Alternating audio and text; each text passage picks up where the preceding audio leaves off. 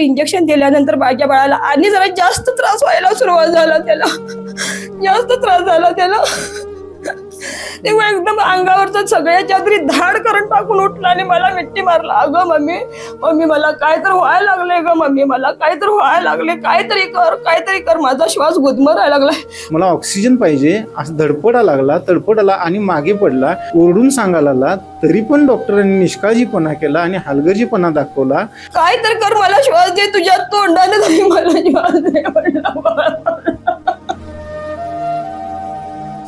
श्वास दे म्हणलं तर उलटी झाली, संडास झालं। मग डॉक्टर आले, त्यांना लांबून म्हणतात मला, तुमची गाडी असली तर बोलवा। मी गाडी बोलवू काय, माझ्या बाळाला बोलवू, धरून बसू? ज्यांनी सलाईन लावलं त्या ज्या सिस्टर होत्या, त्या सिस्टरांनी 2 वेळा सलाईन लावलं, त्यावेळी आऊट गेलं सलाईन। मग त्यांनी दुकानातील ताईंना बोलवलं, त्या ताईंना बोलवून पुन्हा सिरिंज हे केली, त्यानंतर ते सलाईन लावल्यानंतर पुन्हा ते सलाईन आऊट गेलं जवळजवळ 15 ते 20 मिनिटानंतर। माझा बाळ हात पाय झाडत होता, माझ्या बाळाला त्रास झाला, ॲम्ब्युलन्स मिळाली नाही वेळेत। स्वतःच्या आईच्या पुढात जर मुलगा तळमळून जर मरत असेल तर ह्याच्यासारखं वाईट गोष्ट काय नाही। म्हणजे त्याचं जे देशसेवा करण्याचं जे स्वप्न होतं ते पूर्ण धुळीस मिळालेलं आहे। फक्त डॉक्टरांचा हलगर्जीपणामुळं बाळ माझं पूर्णपणे। मी आमच्या चॅनलच्या माध्यमातून डेंग्यू या आजाराने अथर्व निल्ले या तरुणाचा मृत्यू झाल्याची बातमी लावलेली होती। अग्निवीर या भरतीची तयारी करणारा हा तरुण लेखी परीक्षेमध्ये पास झालेला होता, त्याचबरोबर त्या कुटुंबावर दुःखाचा डोंगर कोसळला। त्यानंतर त्या बातमी संदर्भात त्या कुटुंबानं आमच्याकडे आक्षेप नोंदवला आहे की नेमका आक्षेप काय आहे याची आपण माहिती त्यांच्याकडून जाणून घेऊयात। त्याचबरोबर अथर्व निल्ले या तरुणाचा डेंग्यू या आजाराने मृत्यू झाल्याच्या सदरावर आम्ही बातमी लावली होती आणि ती बातमी आमच्या दर्शकांनी, तब्बल 13 लाख दर्शकांनी ती बातमी बघितली। या बातमी संदर्भात नेमका आक्षेप काय हे आपण अथर्वचे वडील आपल्यासोबत आहेत, त्यांच्याकडून जाणून घेऊयात। सोमवारी ज्यावेळी मी कातुले सरांच्या दवाखान्यामध्ये घेऊन गेलो, त्यावेळी कातुले सरांनी इंजेक्शन आणि मेडिसिन दिली होती। त्यावेळी त्याचा ताप कमी आला होता। पुन्हा मंगळवारी सकाळी ताप आल्यानंतर त्याला गोळी दिल्यानंतर तो व्यवस्थित होता। पुन्हा संध्याकाळी त्याला ताप आला, त्याचं अंग दुखायला लागलं। मग सरांना माझी मिसेस वैशालीने फोन लावला की सर असं व्हायला लागले आणि आम्ही येऊ काय? तर सरांनी सांगितले नको, काय गरज नाही, अँटीबायोटिक एक व्हायरल असल्यामुळे 5-6 दिवस राहणार, सकाळी आपण टेस्ट करूया। मग सकाळी टायफॉइडची टेस्ट, युरिनची टेस्ट आणि प्लेटलेटची टेस्ट केली। ते रिपोर्ट एक अर्ध्या तासानंतर आले। त्याच्यामध्ये प्लेटलेट 1,83,000 होत्या, टायफॉइड निगेटिव्ह होतं, त्यानंतर युरिनची टेस्ट पण निगेटिव्ह होती, सगळं व्यवस्थित होतं। त्यानंतर डॉक्टरांनी सांगितलं की अथर्वला सलाईन आपण एक लावून घेऊया। माझी मिसेस तिथं होती, मी काही कार्यक्रमानिमित्त बाहेर होतो। माझ्या मिसेसला डॉक्टरांनी सांगितलं की सलाईन लावूया। त्यानंतर सलाईन लावल्यानंतर ज्यांनी सलाईन लावलं त्या ज्या सिस्टर होत्या, त्या सिस्टरांनी 2 वेळा सलाईन लावलं, त्यावेळी आऊट गेलं सलाईन। मग त्यांनी दुकानातील ताईंना बोलवलं, त्या ताईंना बोलवून पुन्हा सिरिंज हे केली, त्यानंतर ते सलाईन लावल्यानंतर पुन्हा ते सलाईन आऊट गेलं जवळजवळ 15 ते 20 मिनिटानंतर। मग ते म्हटले आऊट गेले, तोपर्यंत याला सलाईन काढल्यानंतर एकदम थंडी वाजून आली। थंडी वाजून आल्यानंतर त्यांनी डॉक्टरांना बोलवायचा जवळजवळ 15 ते 20 मिनिटं प्रयत्न केला, खरं डॉक्टर आले नाहीत। त्यांनी सिस्टरांना सांगितलं की तुम्ही यांना हे इंजेक्शन द्या। त्यांनी कोणतं इंजेक्शन दिलं हे आम्हाला शेवटपर्यंत सांगितलं नाही। आणि ज्यावेळी सिस्टरांनी त्याच सिरिंजमधून हातामध्ये इंजेक्शन दिलं होतं, ते इंजेक्शन दिल्यानंतर 10 मिनिटात पेशंट हायपर झाला, पेशंटची पूर्ण परिस्थिती नाजूक झाली। पेशंट मम्मी मला श्वास दे, मला ऑक्सिजन पाहिजे असं तडपडाला आणि मागे पडला। मम्मी माझ्या तोंडात तोंड घाल, खरं मला श्वास दे असं ओरडून सांगायला लागला, तरी पण डॉक्टरांनी निष्काळजीपणा केला आणि हलगर्जीपणा दाखवला। बऱ्याचदा सिस्टरांना बाकीचे पेशंट सुद्धा म्हणत होते की सरांना एकदा यायला सांगा, तेवढ्या 25 मिनिटांमध्ये सर एकदाही तिथं आले नाहीत।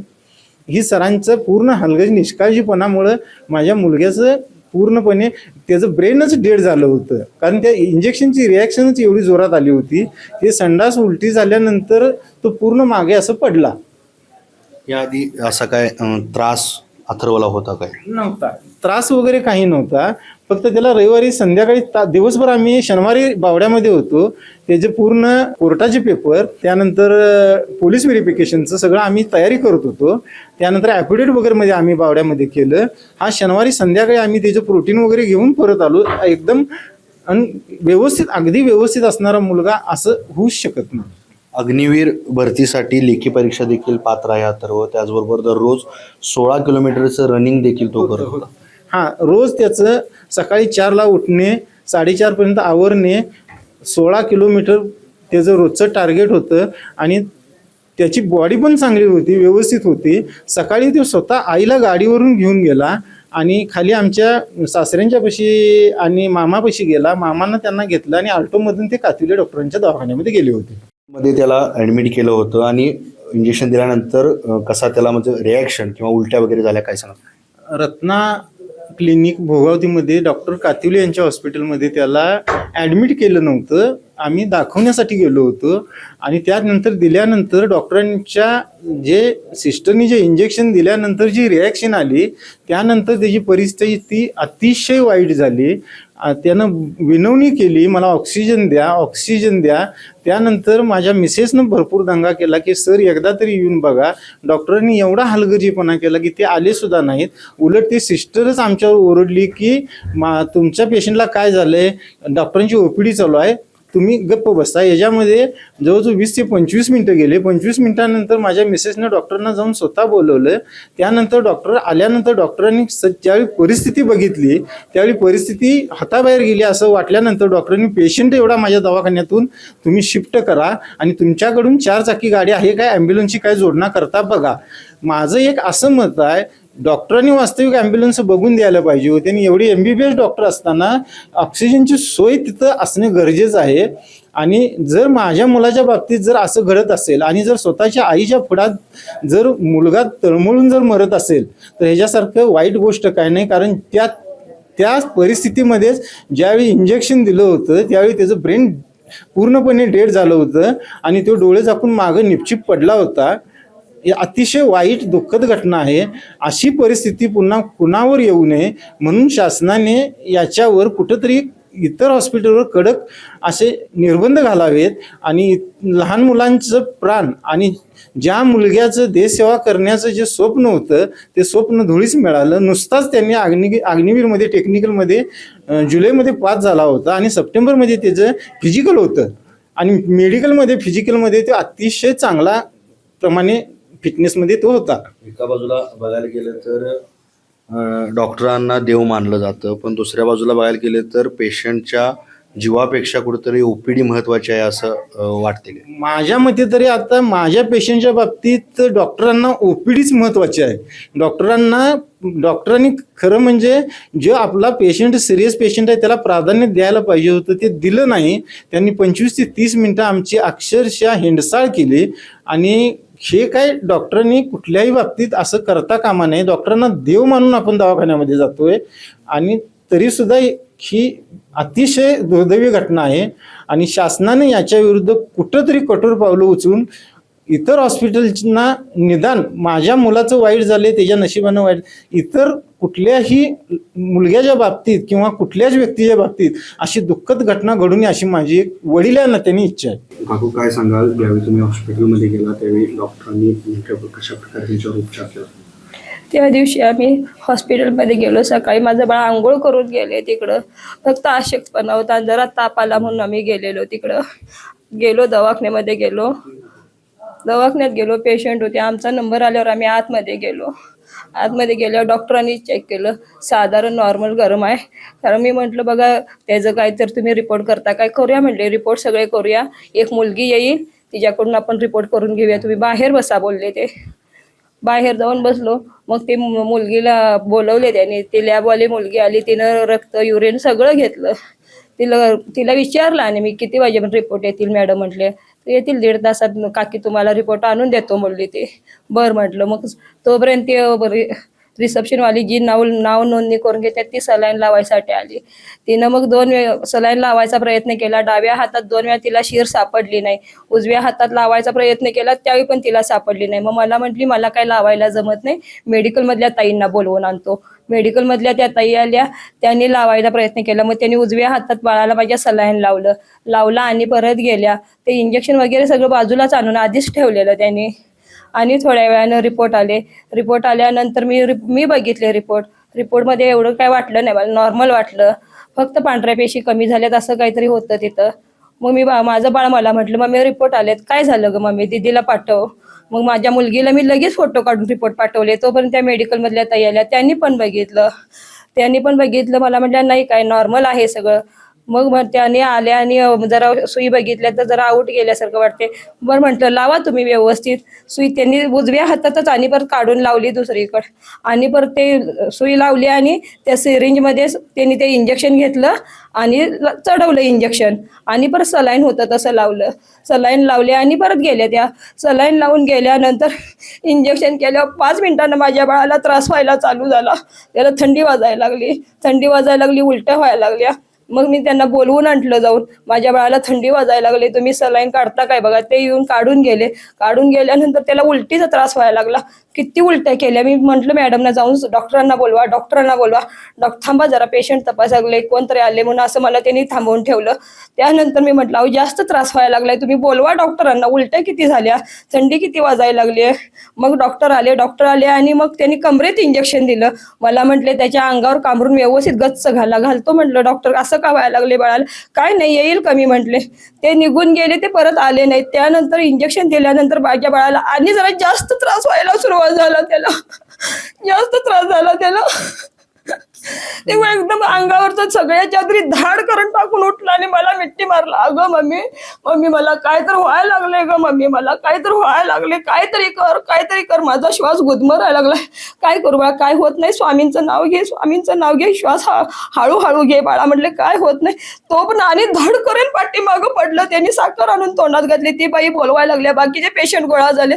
दुसऱ्या ताईंनी मला पाणी दिलं बाळाला माझ्या तोंडात घालायला. त्याच्या तोंडातलं पाणी पडलं, सगळं पडलं, तरी सुद्धा डॉक्टर लवकर आले नाही.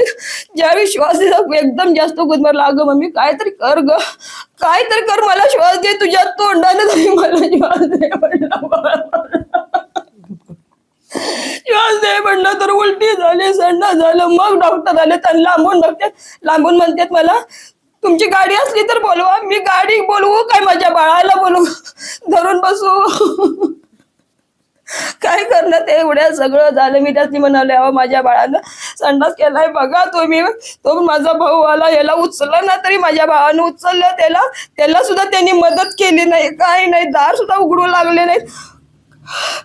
मी गाडीत बसले, ॲम्ब्युलन्सला फोन केला. ॲम्ब्युलन्सवाल्यांनी 108 नंबरला मी फोन केल्यानंतर ते म्हणले तुम्ही कुठं आहे. मी लगेच गाडी घेऊन सुटलो. वडिलांनी माझ्या गाडी एकदम फास्ट पळवली, परित्यापर्यंत गेलो. मी परित्यात आहे म्हटलं, तुम्ही गाडी ॲम्ब्युलन्स कुठली पण लावून द्या, मी थांबू शकत नाही, तुम्ही कुठलीही ॲम्ब्युलन्स माझ्या पाठीमागं पाठवा म्हटले. कुठं आहे तुम्ही. म्हटलं आत्ता परित्यात आहे. थांबा म्हटले, पाठवतो, कॉल जोडून घेतो. ती राशिवड्यातल्या हॉस्पिटलमध्ये सरकार दवाखान्यात फोन केला. ते बोलले आमची गाडी बंद पडली आहे. म्हणजे तुम्ही दुसरी कुठली तर करा, तुम्ही गाडी काय पण करा. मी 5-7 वेळा त्या 108ला मी फोन करत होते. त्यांना माझं नाव सुद्धा माहिती झालं. माझं फोन गेलं, ते मला म्हणे की तुम्ही वैशाली बोलताय का, पाठवतो आम्ही ॲम्ब्युलन्स पाठवतो. आणि पण त्यांनी राशिवड्यात फोन केला. ते बोलले आम्ही यायला लागले, तुम्ही आहे तिथं थांबा. मी थांबू शकत नव्हते, आहे तिथं. माझ्या बाळाला जास्त कंडिशन वाईट झालेली, माझा बाळ हात पाय झाडत होतं. मी कशी थांबणार होते, माझ्या बाळाला त्रास झाला ग. ॲम्ब्युलन्स मिळाली नाही वेळेत. मी म्हटलं रागानं, नंतर तुम्ही येऊ नका म्हटलं, मी काय पण करतो, तुम्ही राहू द्या, आता जिथं आहे तिथं थांबा म्हटलं. मी जाते म्हटलं पुढं. तिथं गेल्यावर हॉकी स्टेडियम जवळ आम्हाला एक ॲम्ब्युलन्स आमच्या समोर आली. त्या ॲम्ब्युलन्समध्ये आम्ही आमच्या बाळाला घातलं आणि घेऊन गेलो. शनिवारी बावड्यामध्ये त्याचं ॲफिडेविट करायसाठी गेलो. त्यावेळी माझ्या बाळानं दुपारी त्याला वाटलं की मी 100% भरती होणार आणि मी देशसेवेसाठी काहीतरी करण्याची माझी इच्छा आहे. त्यावेळी त्याने मला सांगितलं पप्पा हा आपण झेंडा घेऊया आणि हा लोगो आहे हा पण घेऊया. 1200 रुपयेचं त्यानं मला हे घ्यायला लावलं. तरी पण म्हटलं घे बाळ म्हटलं मी त्याला. म्हणजे त्याचं जे देशसेवा करण्याचं जे स्वप्न होतं ते पूर्ण धुळीस मिळालेलं आहे. फक्त डॉक्टरांचा हलगर्जीपणामुळं बाळ माझं पूर्णपणे हे झालेलं आहे. डेंग्यू या आजाराने मृत्यू झालेल्या अथर्व निल्ले यांच्या कुटुंबियांसमवेत आपण आता संवाद साधला. एकंदरीत बघायला गेले तर त्यांचा आरोप असा आहे की डॉक्टरांच्या हलगर्जीपणामुळे त्यांच्या बाळाचा जो जीव आहे तो गेला आहे. डॉक्टरांनी जर वेळीच लक्ष दिलं असतं तर त्यांच्या बाळाचा जीव वाचला असता. विशेष बाब म्हणजे अग्निवीर भरतीची तयारी करत असणारा विद्यार्थी, अग्निवीर भरतीसाठी लेखी परीक्षा पात्र असणारा विद्यार्थी अवघ्या एका महिन्याभरातच सप्टेंबर महिन्यामध्ये त्याची ग्राउंडची जी परीक्षा असते, मैदानी चाचणी देखील होणार होती आणि देशसेवेचं स्वप्न लहानपणापासून मनाशी बाळगणारा जो विद्यार्थी आहे त्याला डॉक्टरांच्या हलगर्जीपणामुळं आपल्या जीवाला मुकावं लागलं असा आरोप त्यांच्या कुटुंबियांनी केला आहे. आता आपण बघू शकताय की कोल्हापूरला गेल्यानंतर झेंडा असेल किंवा आपली असणारी राजमुद्रा त्याने आपल्या बाबांजवळ हट्ट केला आणि बाबांनी त्याला घेऊन दिलं. भारत देशावर असणारं त्या विद्यार्थ्याचं प्रेम आणि डॉक्टरांच्या हलगर्जीपणामुळं गमावा लागलेला जीव हे अतिशय निंदनीय आहे. KK न्यूजसाठी व्हिडिओ जर्नलिस्ट सचिन वरेकरसह समीर मकानदार, कोल्हापूर. डॉक्टरांनी ॲडमिट होण्याचा सल्ला दिलाय, पण स्पेशल रूम परवडत नाही. मग टेन्शन घेऊ नका. सूर्य हॉस्पिटलने प्रथमच अगदी कमी किमतीत सर्व सोयींयुक्त आणि रुग्णांची गरज लक्षात घेऊन बजेट फ्रेंडली रूम्स उपलब्ध केले आहेत. कॅशलेस सुविधांसह खिशाला परवडणाऱ्या किमतीत budget friendly economic special room. पत्ता कोंडावळ चौक, लक्ष्मीपुरी, कोल्हापूर. संपर्क 9822 63 54 69.